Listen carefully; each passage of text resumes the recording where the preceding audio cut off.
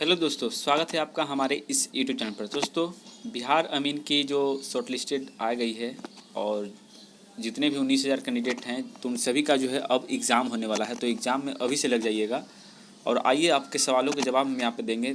किस तरह से ये प्रक्रिया आगे बढ़ेगी और कब तक इसका एग्ज़ाम होगा, क्या सिलेबस है, कितना मार्क्स आपका आना चाहिए और कैसे इसका मेघाक्रम बनेगा। दोस्तों, इन सभी के ऊपर आज हम बात करेंगे, तो वीडियो पर लास्ट तक बने रहिएगा और चैनल पर नहीं तो चैनल को सब्सक्राइब करिएगा।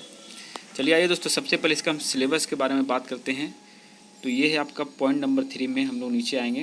देखिए दोस्तों, ये जो भी होगा दोस्तों, ये ऑनलाइन कंप्यूटर बेस्ड टेस्ट होगा, यानी कि परीक्षा जो है ऑनलाइन होगी, ऑफलाइन नहीं होगी। ठीक है, ये आपको पहली बात समझ में आ गई।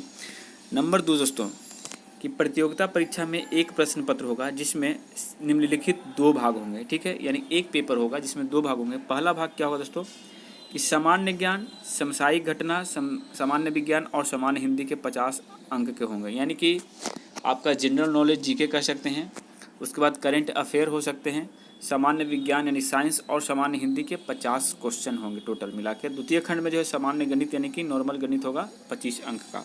ठीक है, और ये जो गणित होगा दोस्तों, ये आपको सिलेबस में दिया हुआ होगा। ठीक है, नहीं भी दिया तो मैं बताता हूँ, इसमें गणितीय गुणांक ज़्यादातर होंगे, कैलकुलेटिव सवाल ज़्यादा देखने को मिलेंगे।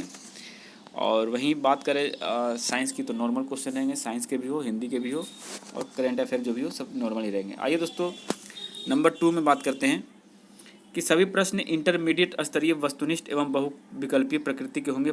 प्रत्येक सही उत्तर के लिए 1 अंक दिए जाएंगे। यानी कि देखिए दोस्तों, यहाँ बता भी दिया गया है कि इंटरमीडिएट स्तरीय होगा, यानी कि आपको माध्यमिक लेवल का नहीं होकर के इंटरमीडिएट लेवल का होगा। यानी कि आपको हो सकते हैं कैलकुलेटिव टाइप के जो सवाल होते हैं, लॉगरिदम हो या फिर डेरिवेटिव हो, या फिर आपको देख सकते हैं जो भी इंटरमीडिएट में जो भी चैप्टर हैं उन सभी चैप्टर से आ सकते हैं। नंबर 3 दोस्तों, परीक्षा में भाषा का माध्यम अंग्रेजी और हिंदी होगा। ठीक है, यानी कि आप 2 लैंग्वेज में भाषा एग्जाम दे सकते हैं, या तो हिंदी या तो इंग्लिश चूज की हो। तो परीक्षा के लिए कुल प्रश्नों की संख्या 75 होगी और टाइम जो दिया दोस्तों 2 घंटा 15 मिनट का टाइम होगा। ठीक है, यहाँ तक तो समझ में आ गया। अब आगे बढ़ते हैं दोस्तों कि इसमें किस तरह से प्रक्रिया जो है मेघाक्रम बनाया जाएगा। ठीक है, ये आपके लिए बहुत ज़्यादा इंपॉर्टेंट होने वाली है, तो इसको ज़रूर ध्यान दीजिएगा दोस्तों। आइए नीचे आते हैं, ये एडमिट कार्ड कब तक आएगा इसके बारे में बता देता हूँ।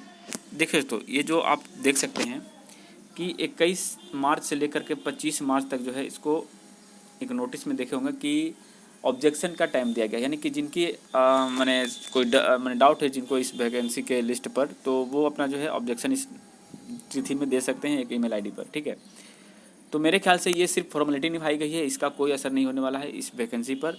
अब डायरेक्ट जो है आप सभी का एडमिट कार्ड तैयार होगा। वो कब तक आएगा दोस्तों, तो मैं बता दूं आपको, 5 अप्रैल से लेकर के 15 अप्रैल के बीच में किसी भी तिथि में आपको एडमिट कार्ड जो है जारी किया जा सकता है।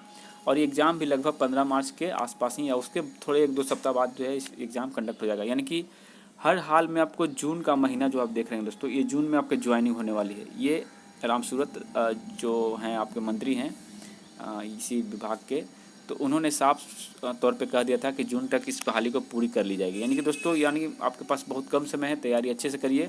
और ये सुनहरा मौका है दोस्तों, मात्र 19,000 कैंडिडेट के बीच में आपका 1700 का सिलेक्शन होने वाला है। तो बहुत ही अच्छा चांस है आप सभी के साथ।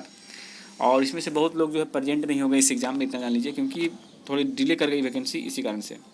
अब आइए दोस्तों, बताते हैं मेगा सूची कैसे तैयार होगा। देखिए दोस्तों, अमीन के पद पर सीधी भर्ती परीक्षा प्राधिकार द्वारा अमीन के पदों के लिए आयोजित प्रतियोगिता परीक्षा के प्राप्त अंक एवं अनुभव के लिए अवधारित अंकों को जोड़कर घोषित परीक्षा फल के अनुसार प्राप्त अनुशंसा के आधार पर की जाएगी। दोस्तों, इसमें बेनिफिट किसको होने वाला है, तो इसको बेनिफिट उसको होगा जो अनुभवी हैं, जिनके पास सर्टिफिकेट है अनुभव का, एक्सपीरियंस का, उनको ज़्यादा बेनिफिट होगा। वैसे जिनके पास कुछ भी नहीं उनको भी होगा, लेकिन उनको थोड़ा कड़ा मेहनत करने की ज़रूरत है। और देखिए यहाँ पे बताया गया कि कैसे क्या होगा। देखिए दोस्तों, राज्य के सरकार अधीन के अनुभव प्राप्त अमीनों के लिए तो दिया हुआ 5 अंक मिलते हैं 1 साल का, और ज़्यादा अनुभव है तो 25 अंक मिलेंगे। ठीक है, और यहाँ पे देखिए बताया गया है दोस्तों कि जो न्यूनतम अर्हतांक अंक है, यानी कि आपको सीबीटी में कम से कम इतने नंबर लाने होंगे, वो कितना है दोस्तों, 40%। और वही पिछड़ा वर्ग का 36.5%, अत्यंत पिछड़ा का 34%, अनुसूचित जाति और जनजाति का 32%। ठीक है, अब आइए दोस्तों, यहाँ पे बताया क्या गया है कि प्रत्येक पद के लिए पदवार मेगा सूची उम्मीदवार द्वारा अपने पद संवर्ग की इस कंप्यूटर बेस्ड टेस्ट में ऑनलाइन परीक्षा में उनके द्वारा प्राप्त कुल अंक और कंडिका 6 के अनुसार दिए गए अंकों के योग के आधार पर जो है मेरिट बनाया जाएगा। यानी जो मेरिट बनेगा दोस्तों, आपको CBT में जो मार्क्स लाए हैं प्लस अनुभवी जो अगर हैं आप, तो उन दोनों मार्क्स को जोड़ा जाएगा। और मान लीजिए अनुभवी नहीं है तो सिर्फ इसी मार्क्स के आधार पर आपका जो है मेरिट बनेगा। देखिए, अगर किसी पद संवर्ग की कंप्यूटर बेस्ड ऑनलाइन परीक्षा में 2 या 2 से अधिक उम्मीदवारों को प्राप्त वाला जो टोटल मार्क्स है बराबर हो तो मेघाक्रम का निर्धारण निम्नलिखित विधि से किया जाएगा। यानी मान लीजिए 2 कैंडिडेट हैं या 4 कैंडिडेट हैं जिनका मार्क्स सेम टू सेम आ गया CBT में, तो उनके साथ क्या व्यवहार होगा दोस्तों? तो पहला नंबर ये कंडीशन है कि जिस उम्मीदवार को कंप्यूटर बेस्ड ऑनलाइन परीक्षा के विषय खंड ए में अधिक अंक प्राप्त हुआ है उसका मेघाक्रम ऊपर रहेगा। अगर फिर भी अनिर्णायक स्थिति हो तब क्या होगा दोस्तों? जैसे देखिए, यहाँ पे अगर खंड ए में अच्छा मार्क्स है आपका तो डायरेक्ट आप ऊपर में जा सकते हैं। लेकिन अगर मान लीजिए कोई स्थिति बदल गया तो जिस उम्मीदवार को कंप्यूटर बेस्ड ऑनलाइन परीक्षा खंड विषय बी में जो है अधिक अंक प्राप्त हुआ तो उसका मेघाक्रम ऊपर होगा। इसका मतलब क्या है दोस्तों? देखिए बताते हैं। जैसे कि आपको पता है कि पेपर में 2 भाग है, A और B, ठीक है, जिसमें आपको A में सामान्य ज्ञान वगैरह रखा हुआ है, दूसरा में जो है मैथ रखा हुआ है। मान लीजिए सेम मार्क्स अगर आपके आ गया, मान लीजिए आपका ही 50 है, किसी बंदे का भी 50 है, किसी और बंदे का भी 50 है, तो ऐसे में देखा जाएगा इसमें आपका कितना मार्क्स आया होगा। तो इसमें अगर मान लीजिए फिर भी इसमें भी वही हाल हो गया कि इसमें भी सेम आ गया, तब तो दिक्कत हो जाएगी। तो लास्ट में आपका मैथ वाला पोर्शन देखा जाएगा कि मैथ में आप तीनों का मार्क्स कितना है, जिसका आगे रहेगा उसको ले लिया जाएगा।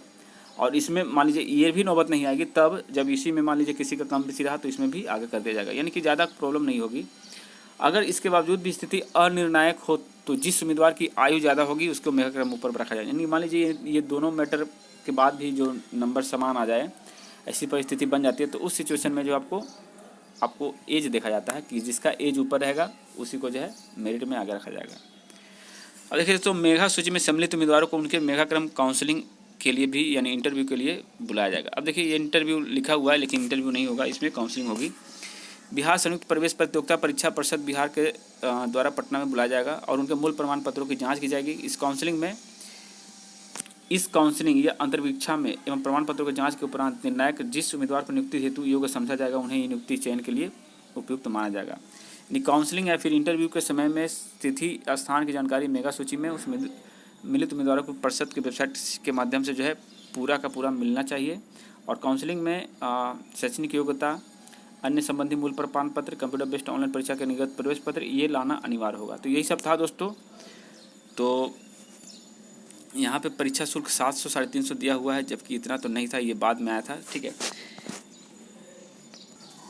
तो दोस्तों यही कुछ था आपके लिए अपडेट था। आप लोग पूछ रहे थे कि इसका सिलेबस क्या है, तो मैंने बता दिया दोस्तों। अब इसी के अकॉर्डिंग आप लोग तैयारी करिए, जी जान लगा दीजिए, क्योंकि देखिए अमीन की बहाली कोई ख़राब बहाली नहीं होती है। अमीन के पद के लिए हर कोई लड़ता है और चूँकि 1767 पद है दोस्तों, तो ये एक अच्छे बड़े लेवल की बहाली है। इतना तो बिहार में दरोगा की बहाली आती है जितना अमीन की आ गई है। तो खैर ये जो भी हो, 19,000 बहुत कम कैंडिडेट है, यानी कि 10 गुना कैंडिडेट में से 9 को हटाना है, बहुत आसानी है भाई।